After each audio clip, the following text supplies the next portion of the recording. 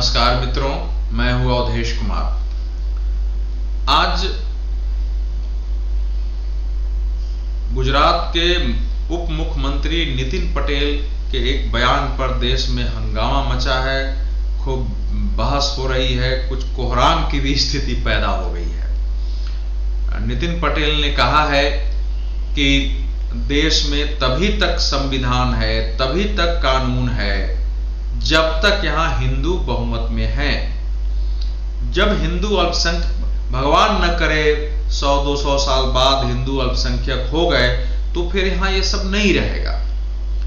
अब उन्होंने किस संदर्भ में ये बात कही है, क्या सोच के कही है, उनकी सोच क्या है, वो मैं नहीं जानता हूं। उस कार्यक्रम में राष्ट्रीय स्वयंसेवक संघ के भी लोग थे, विश्व हिंदू परिषद के लोग थे, उसमें दूसरे संगठनों के भी लोग थे, लेकिन ये बात केवल नितिन पटेल नहीं कह रहे हैं, केवल भाजपा या आरएसएस, विश्व हिंदू परिषद या इनसे जुड़े संगठन के लोग ही नहीं कहते हैं। दूसरे कई संगठन हैं, जो संगठन से अलग भी रहने वाले लोग हैं, वो कई बार सार्वजनिक या व्यक्तिगत बातचीत में ये आशंका प्रकट करते हैं कि अगर हिंदुओं की आबादी घटती गई, हिंदू अल्पसंख्यक हुए, तो फिर देश में सर्वधर्म समभाव का जो एक व्यवहार है कि हम सभी धर्मों के प्रति सम्मान करेंगे, देश में सभी धर्मों को जो अपने अनुसार जीने का, धर्म के पालन करने का,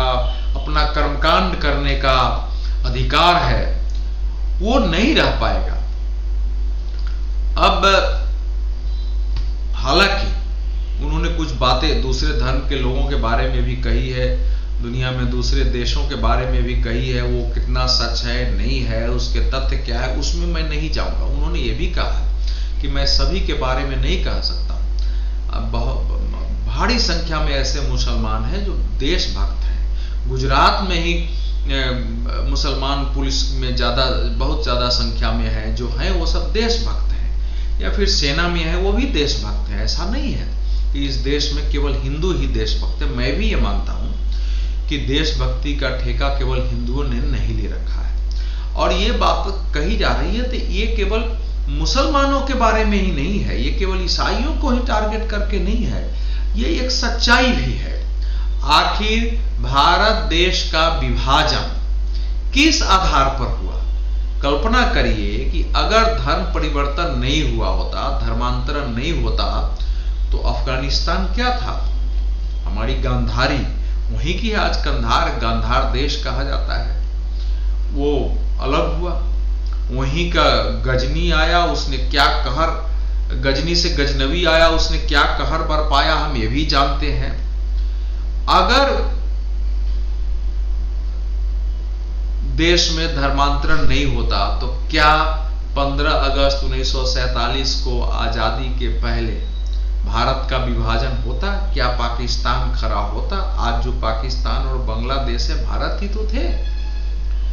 तो जो सच्चाई है उसको अगर हम नहीं स्वीकार करेंगे तो खतरा हमारे लिए है। हमारा जीवन बीत जाएगा, आने वाली पीढ़ी को ये खतरा हो सकता है। इस सच को स्वीकारना पड़ेगा, या हिंदू हो, मुसलमान हो, ईसाई हो, सबको स्वीकारना पड़ेगा कि विश्व में एकमात्र भारत ही है जहां आरंभ से ही, आज का नहीं है, हजारों वर्ष का हमारा इतिहास है, जिसमें दुनिया भर से किसी भी धर्म को, किसी पंथ को, किसी उपासना पद्धति को मानने वाले लोग यहां आए और उनको छूट दी गई। जब धर्मांतरण हुआ तो ईरान, जो पहले फारस था, वहीं से तो पारसी लोग आए, लेकिन आए, भारत के किनारे लगे, उनको पूरी आजादी दी गई, उनको अपना फायर टेम्पल बनाने की आजादी दी गई। और आज भी पारसी समुदाय हमारे यहाँ है। ये अलग बात है कि मुस्लिम काल में उनका भी धर्म परिवर्तन हुआ, उनकी संख्या हमारे यहाँ कम है। यहूदी यहाँ आए, क्या यहूदियों को अपने धर्म के पालन के लिए रोका गया? नहीं रोका। उसी प्रकार से जो मुसलमान आए बाहर से, मान लीजिए, उनको भी यहां रोका नहीं गया। जिन्होंने हिंदू से अलग होकर के, जिनको जबरन मुसलमान बनाया गया, उनकी संख्या पहले तो ज्यादा नहीं थी, लेकिन क्या उनको नमाज पढ़ने में, उनको अपने तरीके से अल्लाह को याद करने में, अपना जीवन जीने में किसी ने कठिनाई पैदा की? नहीं की। इस देश में जो भी हिंदू शासक, यहां तक कि शिवाजी को ने तो हिंदू पादशाही की स्थापना की और हिंदुत्व के सबके लिए वो प्रेरणा के स्रोत है। क्या उनके शासन काल में मुसलमानों को किसी हिंदुओं से कम अधिकार प्राप्त थे? नहीं थे। तो ये भारत का इतिहास रहा है। इसलिए ये सच है कि विश्व में एकमात्र हिंदू धर्म है, विश्व में एकमात्र जाति हिंदू है जो सभी धर्मों का उसी रूप में सम्मान करता है, जो ये नहीं कहता है कि दूसरे धर्म हमसे छोट है। हम कहते हैं कि हिंदू धर्म महान है, हमको उस पर गर्व है, लेकिन हम ये नहीं कहते कि दूसरे धर्म हमसे छोटे हैं। हमारे लिए तो 33 करोड़ देवता हैं, हमको तो मोहम्मद पैगंबर साहब को भी उस देवता में शामिल करके उनकी मूर्ति बनाकर पूजा करने में कोई समस्या नहीं, उनको भी सम्मान देंगे। ईसा मसीह को भी हम सम्मान देते हैं और देते रहेंगे, देते हैं। पैगंबर साहब हो, ईसा मसीह, कोई भी हो, उसको हम, मूसा हो, सबको हम सम्मान देते हैं। तो इसमें नितिन पटेल का भाव क्या है? सच यही है। दूसरी बात जो ध्यान रखने की है कि आप देखेंगे कि जहां जहां दुर्भाग्य से हिंदुओं की आबादी घटी है, वहां वहां समस्याएं बढ़ी हैं। जहां मुस्लिम आबादी बढ़ी है, वहां केवल हिंदुओं की ही समस्या नहीं बढ़ी है, वहां सिखों की समस्या बढ़ी है। आप कश्मीर का उदाहरण ले लीजिए। आखिर कश्मीर में कोई 2, 4, 10 कश्मीरी हिंदू नहीं थे वहां, जिसको हम कश्मीरी पंडित कहते हो, केवल पंडित ही थोड़े थे, वो तो कश्मीरी हिंदू ही है ना। आखिर उनकी संख्या थी, लेकिन उन सबको क्या स्थिति पैदा हुई कि अपना घर द्वार छोड़ के भागना पड़ा। क्या स्थिति पैदा करके, सुन के रोंगटे खड़े हो जाते हैं। आज भी कई जगहों से होता है कि जहां हिंदुओं की संख्या घटी, मुस्लिम समुदाय की संख्या बढ़ती है, वहां से हिंदुओं को पलायन करना पड़ता है उनके लिए। लेकिन वही अगर कहीं मुस्लिम अल्पसंख्यक में हो, हिंदू का हो, तो मुस्लिम को समस्या नहीं होती है। तो ये हमारे हिंदू धर्म की विशेषता है। अब दूसरे धर्म इस विशेषता को अपनाए नहीं अपनाए, उसके लिए इस समय हम कोई वकालत नहीं करने वाले हैं। सबका फैसला समय करता है। एक समय का चक्र होता है, समय का प्रवाह होता है। तो समय का चक्र इस एक समय दुनिया भर में धर्मांतरण का हुआ। यहूदी, ईसाई, हिंदू, सिख, न जाने कितने का धर्मांतरण हुआ पूरी दुनिया से। और फिर वो इस्लाम जो है मध्य एशिया से लेके पूर्वी यूरोप, अफ्रीका से लेके कहां कहां पूरे हमारे भारत के मतलब दक्षिण एशिया, सब जगह उसका विस्तार हुआ। वो एक समय था। जो स्थिति आज है वही कल रहेगी, इसको स्वीकार करना सही नहीं है। जो स्थिति कल थी वो अगर बाद में नहीं रही, तो जो स्थिति आज है वो बाद में ही रहेगी, ये हम कैसे मान लेते हैं? तो ये नितिन पटेल ने जो कहा है बिल्कुल सच है। मुसलमानों के बारे में भी सच है। मार्क टुली बीबीसी के संवाददाता थे, उन्होंने कहा कि मैं निजामुद्दीन में रखता हूं, एक तरफ यहां निजामुद्दीन, एक तरफ यहां निजामुद्दीन में सूफियों का